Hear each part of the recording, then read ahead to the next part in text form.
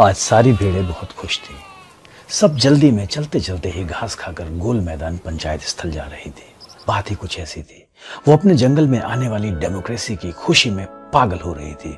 और हो भी क्यों ना भला, ये जंगल नहीं उनकी मातृभूमि है। ये जंगल वैसे किसी स्वर्ग से कम सुंदर नहीं था। यहाँ वो सभी था जो आप फिल्मों या पेंटिंग में देखते होंगे, लेकिन आज पूरी व्यवस्था चरमरा गई थी। कोई राजा नहीं था और लास्ट सेंसस की माने तो अब कुल पॉपुलेशन का 70% ये भेड़े ही थी। जी, 70% जनसंख्या भेड़ों की थी। लायन किंग और अन्य खतरनाक जानवरों के जाने के बाद भेड़ियों की तो निकल पड़ी। सभी भेड़ियों का एक लगभग सरदार था, जबर भेड़िया। शेरों की तरह असल में भेड़िए ऑर्गेनाइज नहीं होते और ये हायरार्कियल स्ट्रक्चर को भी नहीं समझते, लेकिन मैक्रो लेवल पर उनमें एक बड़ी अंडरस्टैंडिंग होती है, खाओ और खाने दो। अब जहां भेड़िया है तो सियार संग में होंगे ही। इस जबर भेड़िया का एक सेट एंड पेट सियार था, चतुर सियार। इस बिग एंड ब्यूटीफुल जंगल में जो जनसंख्या के हिसाब से सबसे ज्यादा थे, वो ही परेशानी में थे। जी, बहुसंख्यक भेड़े ही परेशान थी अपने ही जंगल में, भेड़िए शैतान से। कोई राजा भी तो नहीं बचा था अब जो कुछ कंट्रोल करता या ढांढस दिलाता, कुछ साहस देता, कुछ मोटिवेट करता। जीवन ढांढस और आशाओं पर टिका होता है, ये अनुभूति सभी भेड़ों को थी। जाहे विधि राखे राम, ताही विधि रहिए पर उनका अटूट विश्वास था। खैर, समय का चक्र तो घूमता ही रहता है। चक्रवत परिवर्तनते सुखानिचा दुखानिचा। अब ये चक्र सुख पर रुका है भेड़ों के लिए। दुनिया भर में जनतंत्र यानी डेमोक्रेसी की बात हो रही थी। डेमोक्रेसी अब जैसे रामबाण बन के आती दिख रही थी।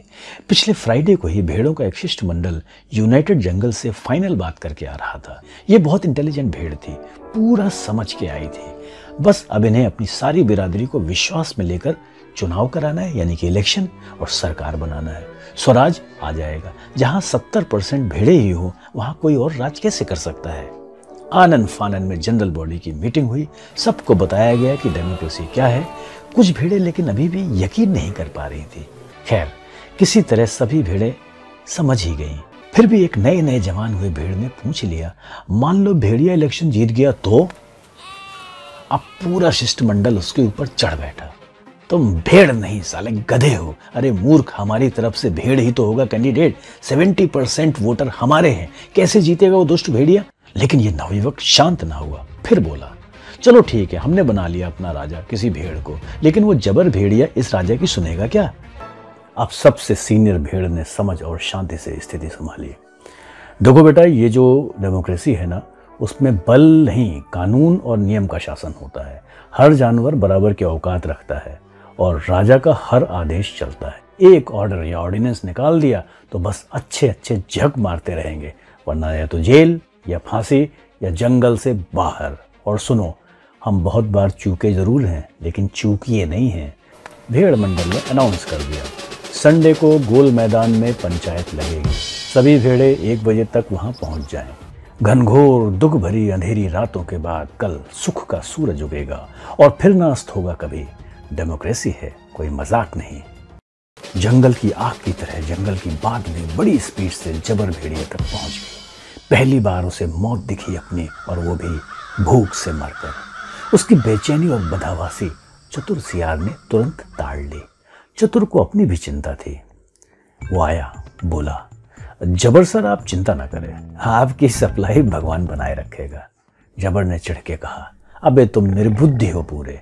डेमोक्रेसी है, समझो कोई भेड़ आज बन गया राजा तो कल साला निकाल देगा आदेश या ऑर्डिनेंस की आज से भेड़ों का शिकार बंद। फिर हम क्या खाएंगे, कद्दू, और तुम साले चाटना उसका छिलका। बड़े आए भगवान वाले। चतुर सियार ने गियर चेंज किया, तो क्या उपाय है तुम्हारे पास जबर? घंटा उपाय है यार, ये साली डेमोक्रेसी एक बहुत बड़ा डेंजर है। जबर के सुरों में असहायता भी दिख रही थी। चतुर करीब आया और जबर के सर पर हाथ फिरा के पूरे आत्मविश्वास से बोला, दुखी और निराश मत हो। मैं हाड़ चाट चतुर तुमको वचन देता हूं कि तुम ही इस जंगल के राजा बनोगे। मैं बनाऊंगा, और वो भी इसी डेमोक्रेसी के दौर में। ये काम अब तुम हुआ समझो। शनिवार की रात को चतुर सियार पूरी तरह से निश्चिंत होकर सो गया। उसे हल मिल चुका था। लेकिन इस हल मिलने के पीछे उसकी वर्षों की मेहनत थी। भेड़ों के बारे में उसने शोध यानी रिसर्च सालों तक की थी।